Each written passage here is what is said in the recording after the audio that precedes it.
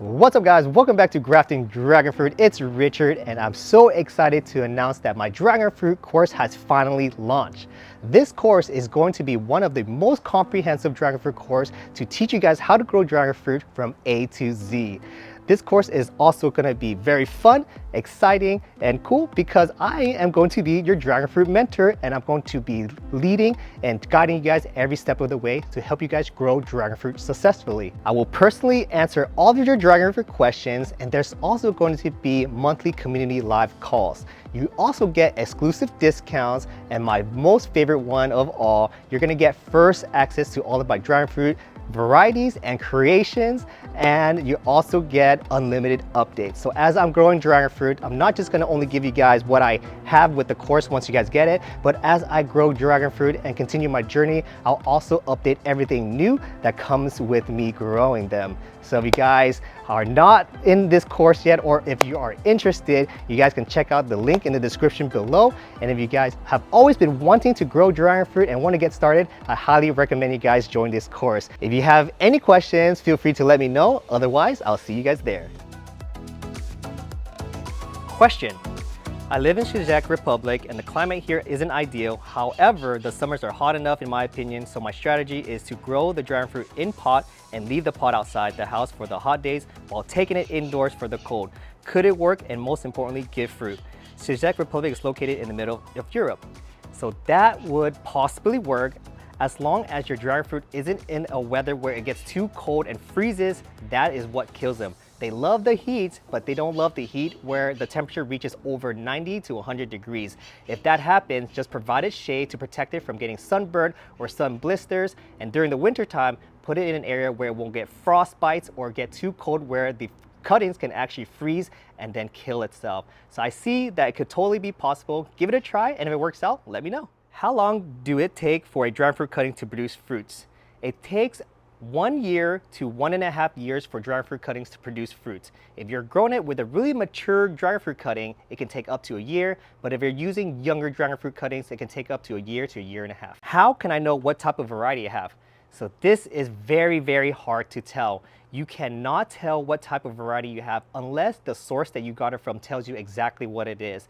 If you don't know what it is and you bought it from some random person or from Home Depot and they just label it as red or pink Dragon Fruit, then I would just call it a no ID and see if you like that Dragon Fruit. And if you like it enough, just keep it and give it a name for yourself if you want it to have a name. How to keep an overall healthy Dragon Fruit plant? Should we worry about blemish? What temperature they can tolerate? When or if shade should be provided? Insecticide, fungicide, routine, feeding schedule, should we pH the water, and fertilizer? This is a very long question, so let's break it all down. First, starting with, should we worry about blemishes? Blemishes happens all the time, and Dragon Fruit are very resilient. They most of the time can heal or just go back to their normal state. And blemishes happens from having too much sun, or being in an area that's too hot, or if it gets too cold and we have wind blowing at the same time, the frost can actually, or the cold winds can chill them enough where it can actually give them blemishes and changing their color from green to yellow. What temperature they can tolerate? Dragon Fruit can tolerate weather of 65 to 85 Fahrenheit. If it drops below 40 Fahrenheit, they can actually freeze and get mushed and die. If it's above 90 to 100 Fahrenheit for a very long time, they can actually get sun blisters, turn all to rot, and destroy your Dragon Fruit plants. When or if shade should be provided? Shade should be provided if the weather is passing 90 degrees for over 3 to 4 days. They can take about 1 day of it, but if there's a second day of it, I would just throw up shade just to be sure. And here you can use beach umbrellas, event umbrellas, or 70-30% shade for your Dragon Fruit shade. Insect and fungicide routine. So this, the fungicide and insecticide, I only use it when I see the problem. So if there is cactus rust, that's when I'll use copper fungicide. I'll spray it in there and make sure that I get all of the affected area. Once it starts to scab and scar, I know that I don't need to spray it no more, and eventually it's gonna start to heal. And if it did not heal, I will wait at least 7 days before applying another fungicide to your plant. Insecticide. So insecticide, I like to add when I see caterpillars, moths, or baby caterpillars that are eating at the new growth. I'll use Garden Monterey insect spray, which is an all organic insecticide that's going to prevent the eggs from hatching and the caterpillars from growing to a stage where they can start eating all of that new growth of yours. Should we pH water and fertilizer? You can pH your water, but I don't personally do that. I feel like dragon fruit are just so resilient at growing that they don't even need to be pH, and they will still do very, very well. Your fruits though can improve if you do pH your water, and they like to be in the 6 to 6.5 acidity of pH. Fertilizer. Fertilizer is very easy. I use Dr. Earth fertilizer, and there's two types that I use. I use the exotic cactus blend.